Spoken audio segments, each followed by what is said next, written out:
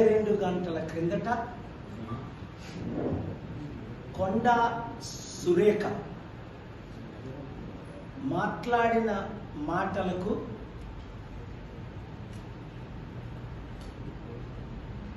ఎవరెవరి గురించి ఆవిడ దూషించిందో వారి ఇంటికి వెళ్ళి క్షమాపణ చెప్పాలన్నా ఇంతవరకు చెప్పలేదు.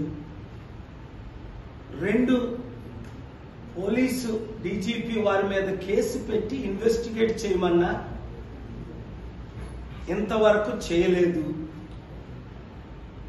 కనుక ఆనరబుల్ జస్టిస్ ని any courageous justice should take this as a suo motu. ఎందుకంటే ఇప్పుడు వెకేషన్ కోర్టు ఉంది గనక 14 వరకు నేను అఫీషియల్స్ తో మాట్లాడాను. ఇది హౌస్ మోషన్ వేయడానికి లేదు కనుక రిజిస్టర్ జ్యుడిషియల్ గారి ద్వారా నేను 14 తర్వాత దీన్ని నేను పబ్లిక్ ఇంట్రెస్ట్ లిటిగేషన్ కింద కేసు ఫైల్ చేస్తున్నాను. ఒకవేళ కొండా సురేఖ రాజీనామా చేయకపోతే, ఒకవేళ రాహుల్ గాంధీతో నేను నిన్న ఇచ్చిన ఇన్స్ట్రక్షన్స్ ఏంటంటే, మీకు మహిళల పట్ల 50% ఉన్న దేశంలో ఉన్న మహిళల పట్ల గౌరవం ఉంటే, భక్తి ఉంటే వెంటనే మీరు కొండా సురేఖను మంత్రి పదవి నుంచి తొలగించండి, కాంగ్రెస్ పార్టీ నుంచి కాదు అని కండిషన్ ఇచ్చాను, పెట్టాను. టిపిసిసి కొత్తగా ఎవరో ఒక ఆయన ప్రెసిడెంట్ అయ్యాడట.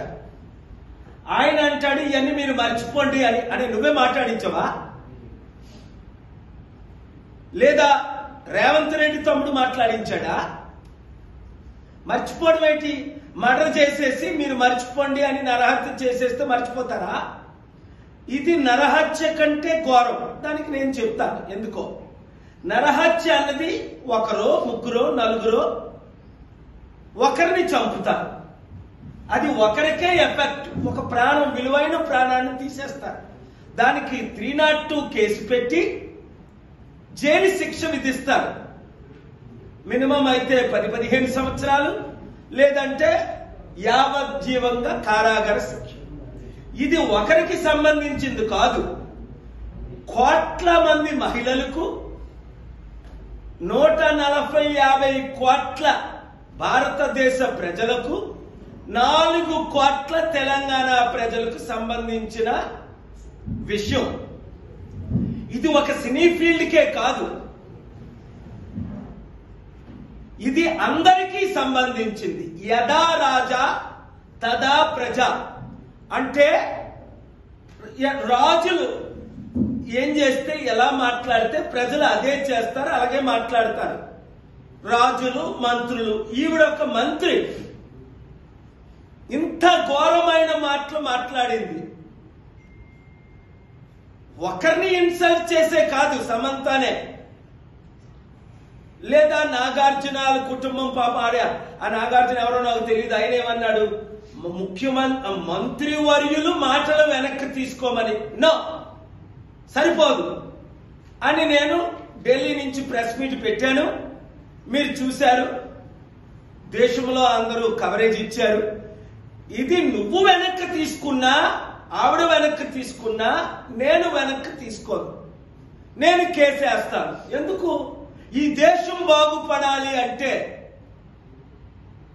మన రాష్ట్రాలు బాగుపడాలి అంటే పొలిటికల్ కరప్షన్ ఎండ్ అవ్వాలి అని ఆనరబుల్ సుప్రీంకోర్టులో, ఆనరబుల్ తెలంగాణ హైకోర్టులో, ఆనరబుల్ ఏపీ హైకోర్టులో నేను వాదిస్తున్న వాదనలే అది.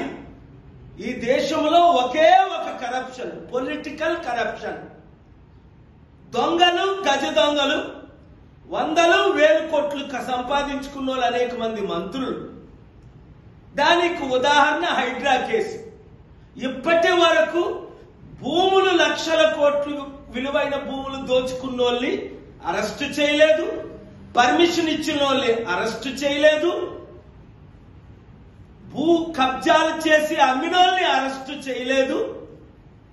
కానీ 40-50 లక్షలు అప్పు తీసుకొని ఇల్లు కొనుక్కున్న వాళ్ళని సర్వనాశనం చేసేశారు. మీ మీడియా ప్రశ్నిస్తుంది, దానికి నేను మీడియా ఓనర్స్, మీడియా రిపోర్టర్స్ కు గాడ్ బ్లెస్ యూ. మీ తరపుని నేను ప్రశ్నిస్తున్నాను, దేశ ప్రజల తరపుని. కొండ సురేఖ ఎవరో నాకు తెలియదు, కలిశారు, విష్ చేస్తారు, గౌరవలేరు. ఇది కొండ సురేఖ విషయం కాదు. దానం నాగేంద్ర ఏం మాట్లాడాడు అసెంబ్లీలో, పచ్చి బూతులు తిట్టాడు. వెంటనే స్పీకర్ ని కాల్ చేశారు, ఫోన్లో 5 నిమిషాలు మాట్లాడారు. సస్పెండ్ చేయమని అడిగారు. ఆయన సస్పెండ్ చేయనందుకు తెలంగాణ హైకోర్టులో నోటీసులు కేసు వేసి, నేనే చీఫ్ జస్టిస్ కోర్టులో వాదనలు వినిపించి 10 మంది ఎమ్మెల్యేలని డిస్క్వాలిఫై చేయమని 1975 ఇందిరాగాంధీని ఏ విధంగా డిస్క్వాలిఫై చేశారో అందరూ 10th షెడ్యూల్ నోటీసులు పంపించాం. వారందరూ డిస్క్వాలిఫై అవుతారు, అయి తీరుతారు. చట్టానికి అతీతం ఎవరు కాదు. అప్పుడే దేశం బాగుపడుతుంది. తెలంగాణలోనే, ఆంధ్రప్రదేశ్లోనే మనం ఈ చట్టాల్ని ఫాలో అవుదాం, ఫాలో చేయిద్దాం. రాజకీయ నాయకులు, ఇక్కడ నా సబ్జెక్ట్, అది కొండ సురేఖ లేదా అసెంబ్లీలో బూతులు తిట్టుతున్న అందరూ, పవన్ కళ్యాణ్ ఉన్నాడు, పిచ్చి పిచ్చి వాగుడు వాగుతున్నాడు. మొన్నటి వరకు నేను క్రిస్టియన్, నా భార్య క్రిస్టియన్, నా పిల్లలు క్రిస్టియన్, నేను బాప్తిసం తీసుకున్నాను అన్నాడు. ఇప్పుడు నోరిప్పితే సనాతన ధర్మం అంటున్నాడు. హిందువులందరూ ఆయన తిడుతున్నారు. ముస్లిం అంటే నాకు భక్తి, బీఫ్ తినడంలో తప్పు లేదు, నేను తింటాను అన్నాడు. ఒక ఉప ముఖ్యమంత్రి అయిన తర్వాత కూడా ఎట్లా మాట్లాడాలో తెలియకపోతే, ఒక గ్యాంగ్ లీడర్ లాగా ప్రవర్తిస్తే, who will hold him accountable? Who will hold Pawan Kalyan? Who will hold Danam Nagender? Who will hold Konda Surekha? And who will hold 4,000 MLAs, 776 MPs accountable? If the honorable courts don't disqualify them, if the honorable speakers don't disqualify them, if the honorable election commission don't disqualify them, when MLA Danam Nagendra or Deputy CM Pavan Kalyan or CM Chandrababu Naidu, or for that matter any politician, so many others in the past Telangana Assembly we saw, they are speaking like rowdies, gundas, criminals, terrorists. In 2005 in the parliament we saw 10 MPs taken 10,000 rupees and sold themselves for raising questions. Then I raised that question. But India is not changed, it is going bad to worst in the last 78 years. Therefore, I have approached the Almighty God, inspired me to approach the Honorable Supreme Court of India, whether it is Laddu controversy, Honorable Telangana High Court and AP High Court. Therefore, let us defeat these MLAs and MPs, bring change in our country, hold them accountable, whether it is Konda Surekha comment about Samantha, or Danam Nagendra comments about others, or Deputy CM Chandrababu Naidu comments about Laddu, unnecessary creating controversy, which is against the constitution, disturbing peace and harmony, creating division between Hindu, Muslim, Christians. Let us end this.